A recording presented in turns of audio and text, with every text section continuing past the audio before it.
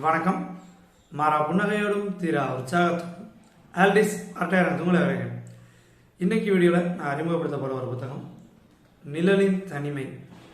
தேவி பாரதி அவர்கள் எழுதியது. காலச்சோடு பதிப்பகம் வெளியிட்டிருக்காங்க.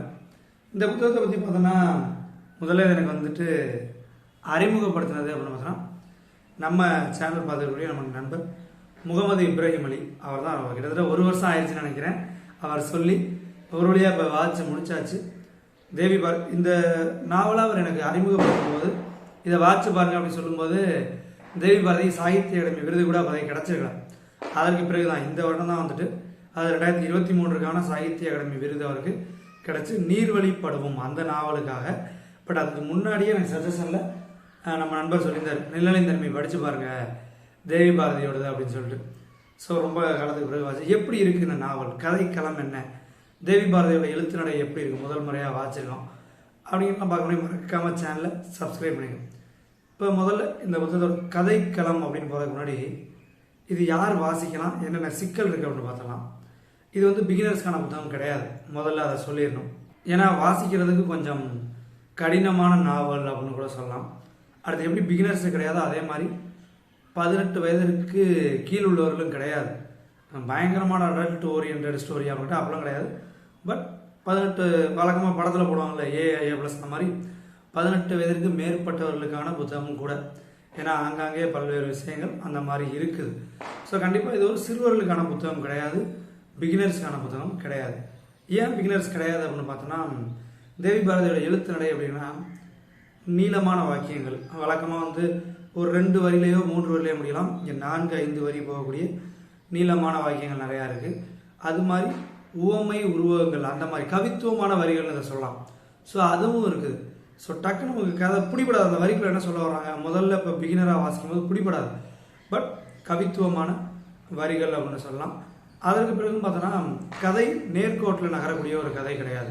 கதையில் காலம் அப்படிங்கிறது முன்னுக்கு பின்னு தான் இருக்குது. நிகழ்காலமும் கடந்த காலமும் பின்னி பின்னி வருது. ஸோ கதை நேர்கோடு கிடையாது. 2 காலகட்டங்கள் மாறி மாறி வருது. நீளமான வாக்கியங்கள், கவித்துவமான வரிகள். ஸோ அனைத்து வகையிலுமே ஒரு சிக்கல். இதில் ஏதாவது ஒன்றுனா கூட ஒரு பிகினர் அடுத்த லெவலுக்கு வாட்சி பாருங்க அப்படின்னு சொல்லலாம். பட் இது பிகினர் கிடையாது. ஏன்னா ஒரு 2 வாட்டி நானுமே புக்கு ஒரு வேலையாக இருக்கும் அப்படி எடுத்து வாசிப்பம்னு எடுக்கிறப்ப டக்குன்னு அந்த முதல் 2 பக்கத்தை நிறைய தான் இருந்துச்சு. வச்சுட்டு வேறு புத்தகங்கள் படிச்சுட்டு அப்புறம் நான் ஃப்ரீயாக இருக்கும்போது தான் இந்த புத்தகத்தை படித்தேன். ஸோ அந்த மாதிரி விஷயங்கள்லாம் இருக்குது. இப்போ கதை களத்துக்குள்ளே போயிடலாம். மற்றபடி நல்லா இருக்குது, அதெல்லாம் ஓகே. பட் அந்த எழுத்து நடை அப்படிங்கிற பற்றி சொன்னேன். கதை களம் அப்படின்னு பார்த்தோம்னா ஒரு வரியில் சிம்பிளாக சொன்னோம் அப்படின்னா ஒரு பழி வாங்குற ஸ்டோரி. ஒருத்தர் சிறு வயதில் ஒருத்தருக்கு இன்னொருத்தரை கொல்லணும் அப்படின்னு ஒரு வெறி வருது. 30 வருஷத்துக்கு பிறகு அந்த மனிதனை பார்க்குறாரு. அப்போ அவரால் கொல்ல முடியுதா, பழி தீர்த்துக்க முடியுதா அப்படிங்கிறதான் கதை. ஒரு வரியில் சொன்னால் அப்படி சிம்பிளாக சொல்லலாம். பட் இப்படி இந்த ஒத்த வரி கதையாக தான் இருக்கா அப்படின்னு கேட்டால் கிடையாது. மனித மனத்தோட பல்வேறு பரிணாமங்களை பேசுது அப்படின்னு சொல்லலாம். ஏன்னா அதில் கதாநாயகன் எழுத்தாளர் அவராகவே தோன்றியிருக்கார் அப்படின்னு சொல்லலாம். ஏன்னா கதாநாயகனுக்கு பேர் கிடையாது, ஒரு கிளார்க் அவ்வளோதான் வரும். இந்த கிளார்க் அப்படின்னா நான் இதை செய்தேன் அதை செய்தேன்னு அவருடைய பார்வையில் தான் வரும். அவர் பழிவாங்க துடிக்கக்கூடிய மனிதர் அப்படின்னு பார்த்தோம்னா கருணாகரன் அப்படிங்கிற ஒரு மனிதர். அவரை பழிவாங்க தான் துடிக்கிறாரு. பழிவாங்க முடியுதா, 30 வருடத்துக்கு பிறகு பார்த்து பழிவாங்க முடியுதா, ஏன் அவரை பழிவாங்க நினைக்கிறாரு அப்படிங்கிறதெல்லாம் கதை முன்பின்னா நகருது. இந்த கதை எனக்கு மொத்தமாக அந்த நாவலை படிக்கும்போது எனக்கு முதல்ல நினைவுக்கு வந்தது அப்படின்னு பார்த்தோன்னா ஜிகர்தண்டா படங்கள் தான். அது 1ஆக இருக்கட்டும் 2ஆக இருக்கட்டும். ஏன்னா 2லேயுமே பார்த்தோன்னா அந்த கேரக்டர் இன்னொரு கேரக்டராக மாறும். நீங்கள் ஜிகர்தண்டா 1 எடுத்துங்க. சித்தார்த் ஒரு படம் எடுக்க போவார். கிளைமேக்ஸில் ஒரு ரவுடியாக அவர் மாறிப்பார். பாபி சிங்கா ஒரு ரவுடியாக இருப்பார். கிளைமேக்ஸில் ஒரு படத்தை தீவிரமாக நேசிக்கக்கூடிய ஒரு மனிதனாக மாறி இருப்பார். ஸோ 2 பேரும் அந்த மனம் மாறி இருக்கு அப்படிங்கிற மாதிரி சொல்லலாம். ஜிகர்தண்டா 2 எடுத்துங்க. S.A. சூர்யா ராகவலாசா கொள்றதுக்காக தான் அந்த வீட்டுக்குள்ளே போவார். அந்த வீட்டோட ஒரு மனிதராகவே மாறி போயிடுவார். சேம் இங்கேயும் இந்த கதையோட நாயகன் அந்த கிளார்க்ஸ் அதோட கிளர்க்கு, அவர் கிளர்க்கு பேர் கிடையாது. அந்த கிளர்க்கு கருணாகர கொல்லன்னு தான் துடிக்கிறாரு. அவருடைய வீட்டுக்குள்ளெல்லாம் போகிறதுக்கான வாய்ப்பு கிடைக்கிது, போகிறாரு. ஆனால் அவரை கொல்லலை. அவர் வீட்டோட ஒரு மனிதனாகவே மாறி போயிடுறாரு. ஸோ இறுதி வரையும் கொள்ளலையா, இல்லை கதையில் ஏதோ ஒரு கட்டத்தில் கொள்றாரா, கிளைமேக்ஸ் நடக்குது அப்படிங்கிறத நீங்கள் வாசிக்கும்போது தெரியும். பட் இந்த கிளர்க்குக்கு பல்வேறு மன போராட்டங்கள் இருக்குது. கருணாகரனை என்ன தவறுக்காக கொள்ளணும்னு நினைக்கிறாரோ அதே தவறு இவர் செய்கிறார். இவரும் கருணாகரனாக மாறுறாரு. கதையில் நிறைய இடத்துல இந்த வாசிக்கிற நிறையெல்லாம் சூப்பராகும். அந்த எழுதுறது எப்படி பண்ணால் இதற்கு மேல் இந்த கதை என் கண்ட்ரோல்லேருந்து போயிருச்சு, இதை வேற யாரோ ஒரு மனிதர் என் கதை எழுதியிருக்காங்க அப்படின்ற மாதிரிலாம் வரும். நல்லா வாசிக்க நல்லா இருக்கும். ஆனால் பிகினர்ஸு கஷ்டம். அப்போ பார்த்தோன்னா கருணாகரனை எந்த தவறுக்காக தண்டிக்க நினைக்கிறாரோ அதே தவறுகளை இந்த கிளர்க்கும் செய்கிறாரு, கதாநாயகனும் செய்கிறாரு. அது மாதிரி இந்த கிளர்க்குக்கு ஒரு நிலையான மனம் இல்லை அப்படின்னு சொல்லலாம். ஒரு விஷயத்தை எடுத்தால் அதை முழுசாக முடிக்கக்கூடிய குணம் இல்லை, எல்லாத்துலேயும் அறவரை ஒரு என்னதுன்னா மறுதளிக்கக்கூடிய மனம் மாறக்கூடிய ஒரு மைண்ட் செட் தான். ஸ்டெடி மைண்டட் ஃபெல்லோ இல்லை அப்படின்னு சொல்லலாம். ஸ்டெடி மைண்டட் கிடையாது. இதுலேருந்து அதுக்கு அதுலேருந்து இதுக்கு கொலை பண்ண நினைக்கிறான், பண்ணலை, பண்ண வேணாம்னு நினைக்கிறான், பண்ணன்னு துடிக்கிறான். அதே மாதிரி இந்த தவறை செய்யக்கூடாதுன்னு நினைக்கிறான், செய்கிறான். ஒரு இதில் நிலச்சி நிற்க மாட்டேங்கிறான். ஸோ அப்படி பல்வேறு ஒரு மறுதளிப்போடைய வாழக்கூடிய கதாபாத்திரம். ஒரு 2 இடங்கள் வாட்சி காமிக்கிறேன். இந்த கவித்துவமான வரி ஆனால் எவ்வளோ நீளமாக இருக்குது அப்படிங்கிறக்காக ஒரு 2 இடம் வாட்சி காமிக்கிறேன்.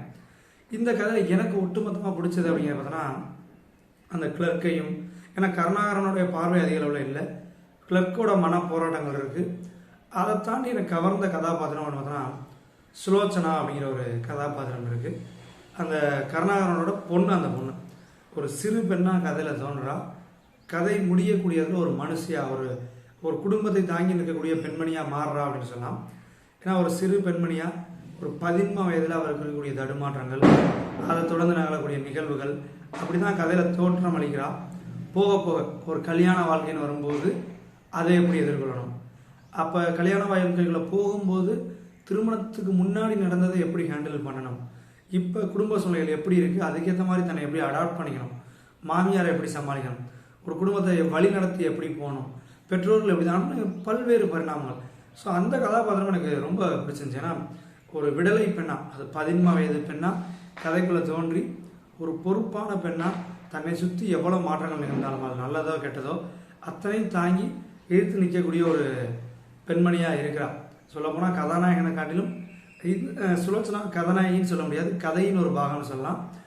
ஆனால் அவளை எனக்கு ரொம்ப பிடிச்சிருந்துச்சு. ஸோ நீங்கள் கதையை வாசிச்சிருந்தாங்க, கண்டிப்பாக நம்ம சப்ஸ்கிரைபர்ஸ் நிறைய பேர் எனக்கு இந்த புத்தகத்தை சஜஸ்ட் பண்ணீங்க. முகமது இப்ராஹிம் அலி, அதுக்கு பிறகு சண்முகம் எல்லாமே சொல்லியிருந்தீங்க.